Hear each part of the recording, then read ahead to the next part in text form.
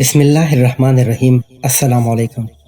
Urdu moral stories میں آپ سب دوستوں کو خوش آمدید۔ حضرت موسیٰ علیہ السلام سے ایک آدمی نے درخواست کی کہ اسے جانوروں کی زبان سکھا دیں تاکہ وہ ان کی باہمی گفتگو سمجھ سکے۔ حضرت موسیٰ علیہ السلام نے فرمایا، اس بات کو چھوڑ دے کیونکہ اس میں کئی خطرات پوشیدہ ہوتے ہیں۔ قاعدہ ہے کہ جس بات سے منع کیا جائے اس کی طرف رغبت اور بڑھتی ہے۔ عرض کرنے لگا، سرکار آپ اللہ کے نائب ہیں، میری استدعا قبول فرمائیں۔ حضرت موسیٰ علیہ السلام نے فرمایا، یہ نہ ہو کہ کل تو پچھتائے، کیونکہ تو یہ نہیں جانتا کہ تیرے لیے کون سی چیز بہتر ہے اور کون سی چیز مضر۔ بارگاہ الہی سے حکم ہوا، اے موسیٰ علیہ السلام اس کی تمنا پوری کر دے۔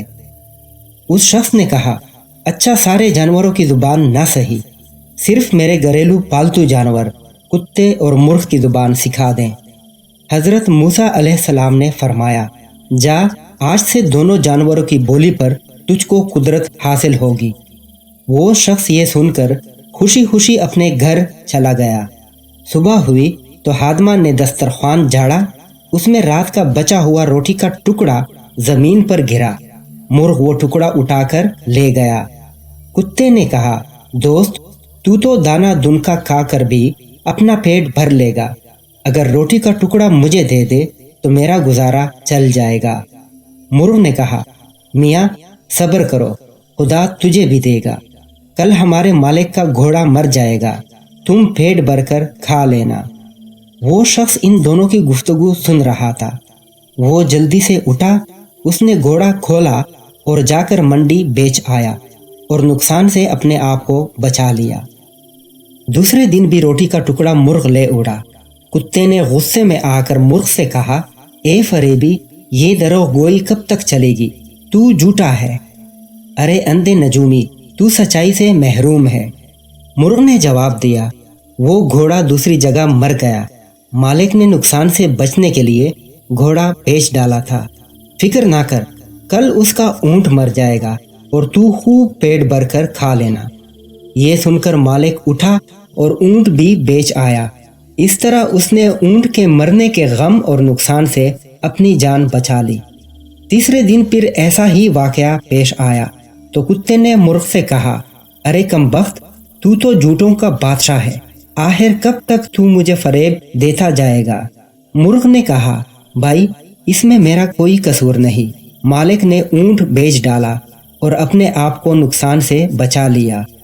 مرغ نے کتے کو تسلی دیتے ہوئے کہا، فکر نہ کر، کل اس کا خچر مر جائے گا، اسے صرف کتے ہی کھا سکتے ہیں، تم بھی جی بھر کے کھانا۔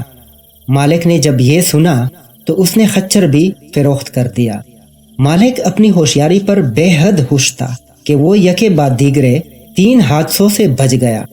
وہ کہنے لگا، جب سے میں نے کتے اور مرغ کی زبان سیکھی ہے، قضا و قدر کا رخ پھیر دیا ہے۔